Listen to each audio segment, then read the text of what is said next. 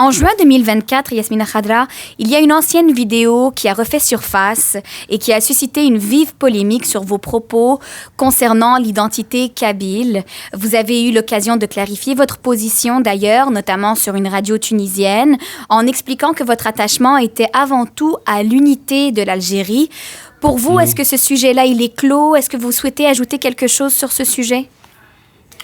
Écoutez, moi j'aime mon pays, j'aime tous les Algériens et je suis le seul écrivain depuis que la littérature algérienne existe, le seul écrivain qui rassemble tous les Algériens dans son livre.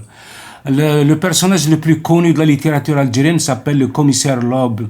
Et c'est un enfant de Béjaïa et c'est moi qui l'ai créé.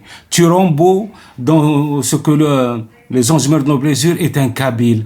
Naïd Gassem, dans le sel des oublis, c'est un Kabyle. Donc, il y a pas, rares sont les gens qui ont chanté la Kabylie comme moi. Et ce que j'avais dit dans cette vidéo, c'est exactement mot à mot ce que j'avais dit à Tizi Ouzou, où tout le monde a applaudi. Parce que je ne parlais pas des Kabyles.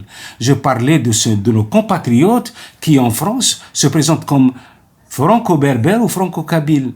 Et je déplorais ça. Chacun est libre d'être ce qu'il veut, mais en tant qu'Algérien, en tant que quelqu'un qui a fait 8 ans de guerre antiterroriste et qui a vu tomber autour de lui des Kabyles, des Chéouis, des Kandoussi, des Belabessiens, des Constantinois, des Algériens, je ne comprends pas. Je ne comprends pas. D'ailleurs, j'ai été tellement choqué que je suis resté abasourdi pendant plusieurs jours. C'était au sortir d'un plateau de télé, je crois, ou de radio, je me rappelle plus. Il pleuvait, mais à verse. Et il y avait un taxi qui m'attendait. Et malgré la pluie torrentielle, le chauffeur, le chauffeur, il est sorti de voiture pour m'ouvrir la portière. Moi, j'ai dit, il fallait pas vous déranger, mais il était tellement enthousiaste, tellement heureux de m'avoir à bord, et je lui ai demandé s'il était algérien. Il m'a dit, non, je suis franco-berbère. J'ai dit, pardon? J'ai dit, je suis franco-berbère. Et ça m'a tué. Ça m'a tué. Je lui ai dit, mais comment peut-on associer son identité au bourreau de ses ancêtres? À l'identité au bourreau de ses ancêtres. Donc il m'a parlé, oui, le régime. J'ai dit, mais on n'a rien à foutre du régime, on parle de l'Algérie.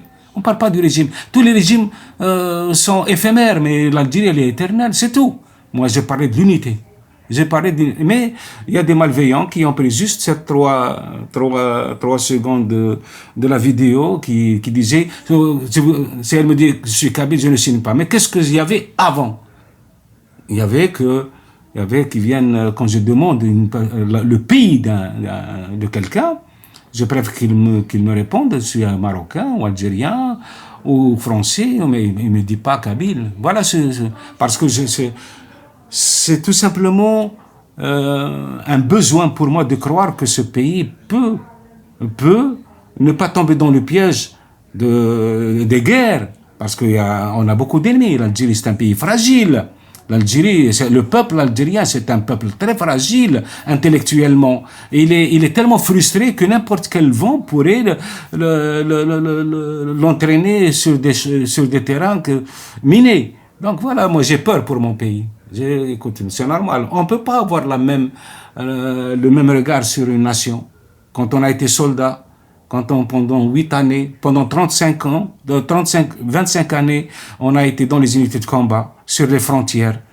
Quand on a été pendant des années responsable comme par hasard, j'ai été responsable des frontières, moi.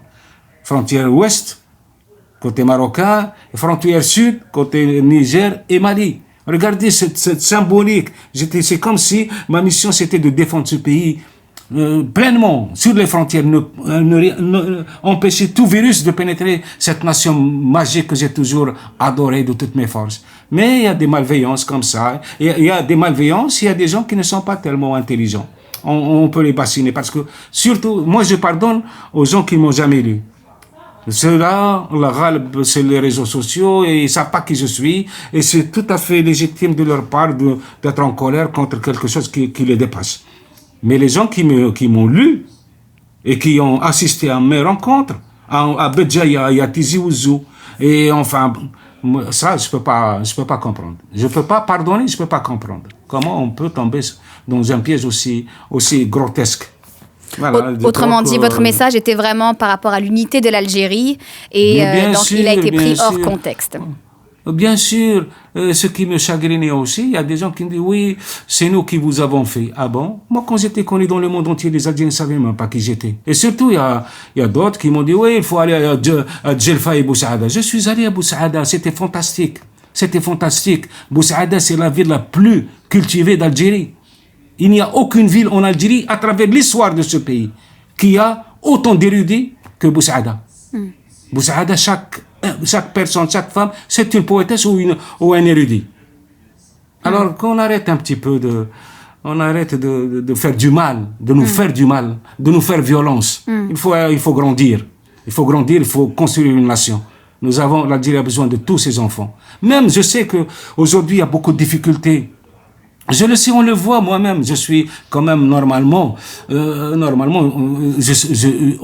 me doit du respect en Algérie quand même. Regardez où j'ai porté la littérature algérienne. Eh bien, figurez-vous, il m'était interdit de me produire dans les centres culturels algériens.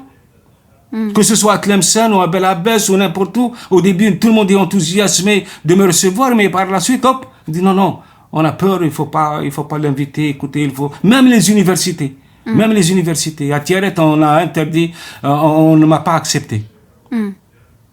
Voilà, donc voilà, il faut s'éveiller à notre responsabilité. Les gens sont morts pour nous.